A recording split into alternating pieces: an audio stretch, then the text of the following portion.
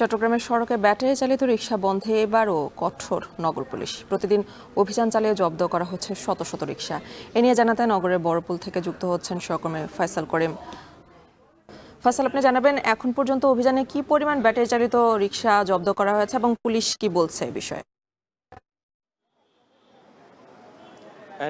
চট্টগ্রামের চকবাজারে খালে পড়ে যে শিশু নিহতের ঘটনা, সেই ঘটনার পরেই আবারও নড়েচড়ে বসেছে আইন শৃঙ্খলা বাহিনী বা পুলিশ এবং প্রশাসন। আমরা দেখছি যে এরপর থেকে গত এক সপ্তাহ ধরে অভিযান জোরদার করা হয়েছে। পুলিশ হার্ড লাইনে যাচ্ছে এবং নগরের বিভিন্ন মোড়ে মোড়ে আমরা দেখছি যে অভিযান চলছে। বিশেষ করে গতকাল আমরা দেখেছি যে বেশ কয়েকটি চার্জিং পয়েন্টে তারা অভিযান চালিয়েছে এবং গতকাল পুলিশের সাথে এই ব্যাটারি রিকশা চালকদের এক ধরনের সংঘর্ষের ঘটনাও ঘটেছে নগরীর চাঁদগাঁও এলাকায় এবং সেখানে 10 জন আহতের ঘটনা আমরা শুনেছি।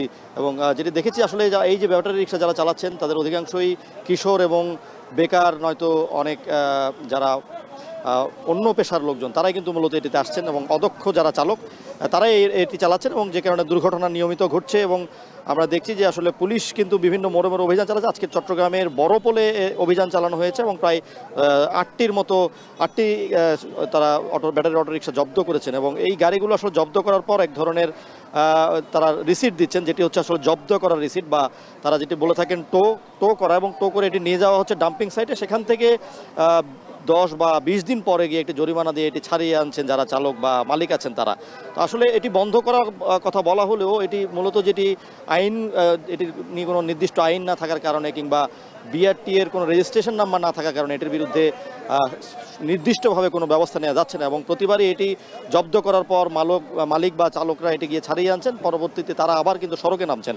তো এটি নিয়ে আসলে জনগণ যারা আছেন বা নাগরিক যারা আছেন তাদের মধ্যে মিশ্র প্রতিক্রিয়া আছে। অনেক নাগরিক বলছেন যে এটি আসলে জব্দ করা বা এভাবে সাময়িকভাবে আটকে রেখে কোনো সমাধান আসবে না, এটিকে জব্দ করার পর স্থায়ীভাবে ধ্বংস করার উপর তারা জোর দিচ্ছেন, কিংবা এটি নিয়ে নির্দিষ্ট কোনো আইন করে সিটি কর্পোরেশনকে একটি পদক্ষেপ নেওয়ার উপর দাবি জানাচ্ছেন যারা নাগরিক আছেন।